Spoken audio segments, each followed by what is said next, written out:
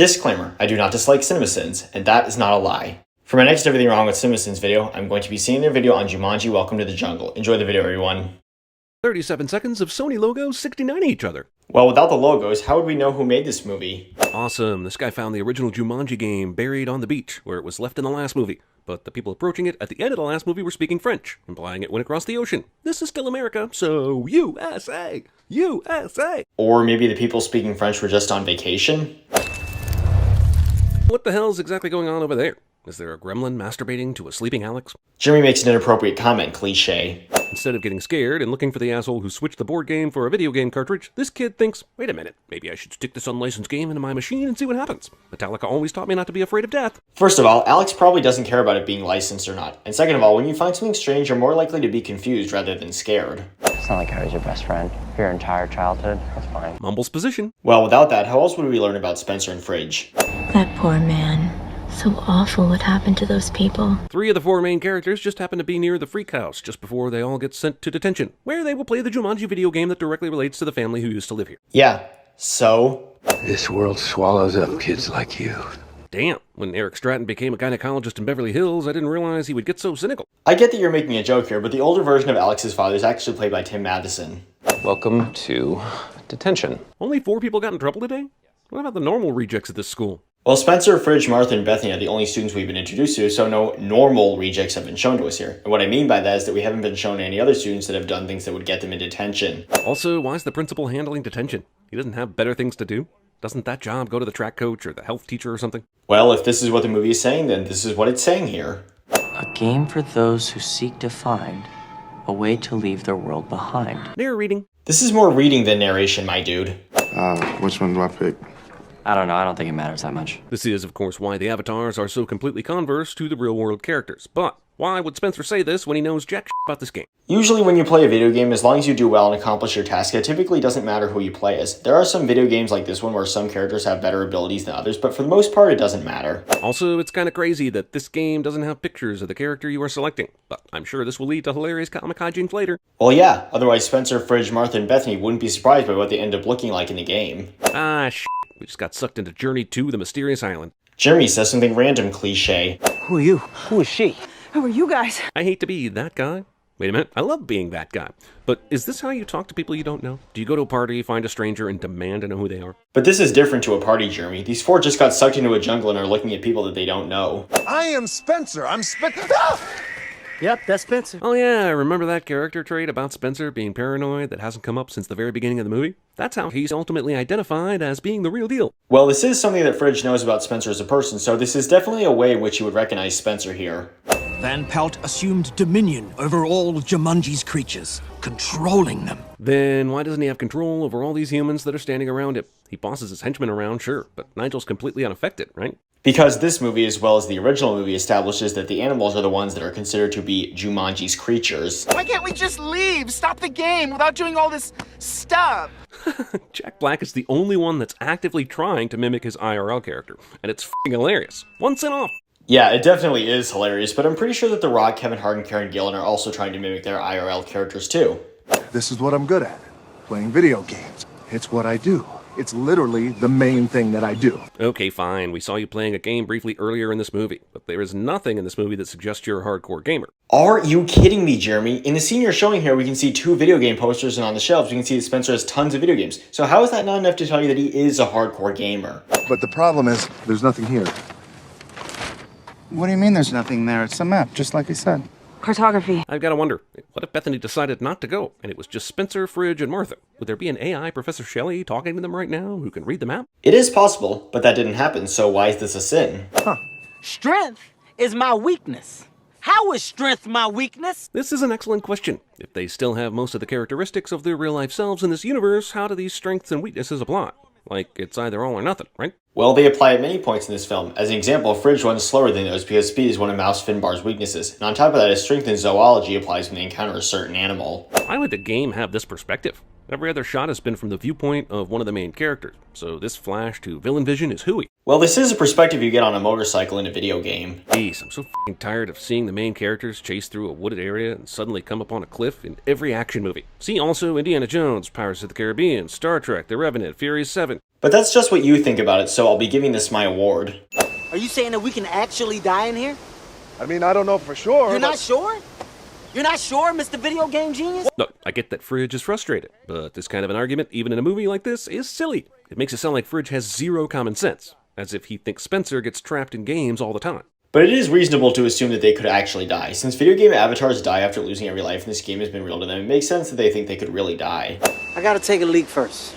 I've been dreading this all day, but so do I. Please tell me one f***ing video game outside of, like, Leisure Suit Larry, where a character has to take a piss in the middle of a mission. Custom Robo. Also, this sets up a scene of Bethany discovering how to pee as a man, which is so overlong and unfunny that I'm convinced it was originally supposed to be in an animated kids movie. Firstly, most people think this scene is hilarious, myself included. Secondly, that is yet again just your opinion on the scene, and because of that, this will not just be getting my award, but also these many sins. Where the hell is Jumanji supposed to be? I thought we were out in the f***ing jungle, but this bazaar is straight out of, like, Istanbul. Well, this can tell you where they filmed the bizarre scenes. It probably just meant that I love cake. I couldn't resist it. Jumanji somehow made one of Finbar's weaknesses cake, which should probably never come up during the game, but somehow it does, because the movie overrides the logic of the game, and it's hilarious to watch Kevin Hart explode. This is hilarious to me, and therefore it's worthy of a sin. I have this map that, has a missing piece. Dr. Bravestone, thank goodness you're here. We need to find the missing piece. If you're going to make a cartographer the only character who can read the map, then why would you make this character completely ignore the only one who can read it? Because NPCs typically only interact with the main character in video games. Ah yes, the old main villain kills one of his henchmen because he screwed up Chestnut. How else would we know this guy is evil if he didn't do this? How about the fact that Van Pelt stole a jewel, thereby cursing Jumanji?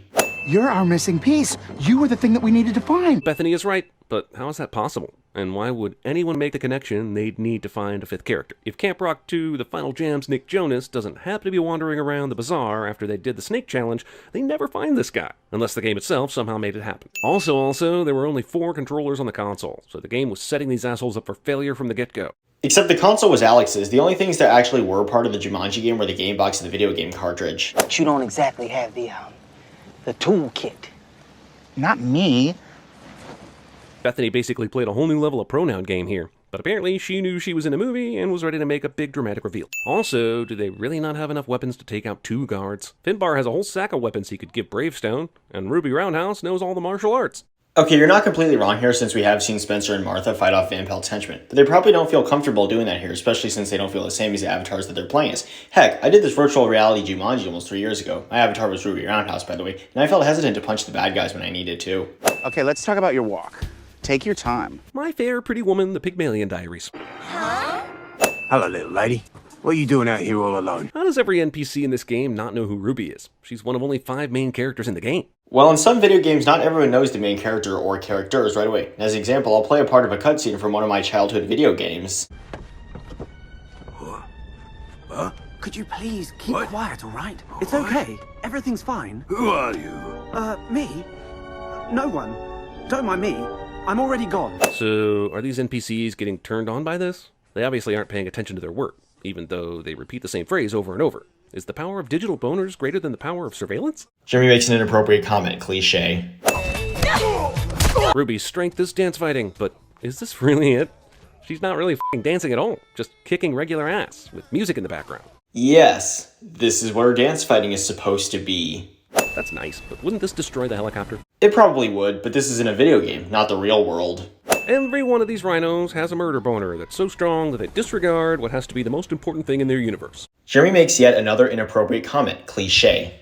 Roll 90 degrees to the right! I know Spencer the Rock Gilpin is confident in his catching abilities, but what if he misses here? The gamble to push Fridge out of the chopper was made after seeing that he had 2 lives left. But he didn't miss the catch, so why is this a sin, Jer? Mosquito. Oh yeah, let's not forget they gave this already unlucky character a weakness that gives him a highly likely chance of dying, considering the mosquito population in Jumanji. But we've only seen like 3 mosquitoes this whole film, which is probably not the whole population. It looks like you're giving him one of your lives. This is kinda clever, but it's totally random. It's more CPR ex machina than something they came up with intuitively. But this isn't a Deus Ex Machina because the movie shows us Bethany giving Alex one of her lives. This means the solution to this problem was already shown by the film and did not just straight up come out of nowhere. Jump Squirrel. Congrats, Jeremy. You just explained what happened in the movie here. Also, if you're going to point out that climbing is one of Bravestone's strengths, then I'm compelled to tell you that one of the other strengths is that he is fearless as well. So get the f*** out of here with this squirrel So did you just forget that Spencer was shown being startled by animals in the beginning of the film?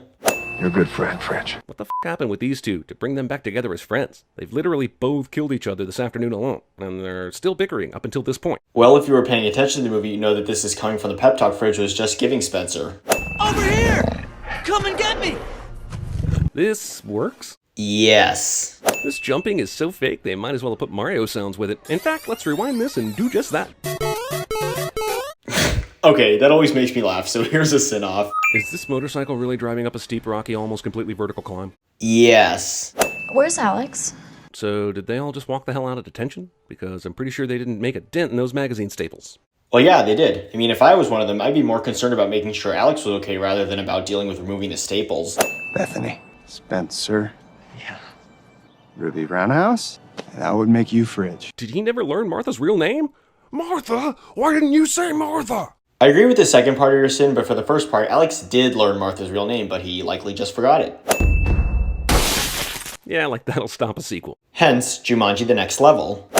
And here's the end result, everybody. The sin total was 434, and the sentence will be eaten by a hippo. Thank you for watching, everybody, and have a nice day.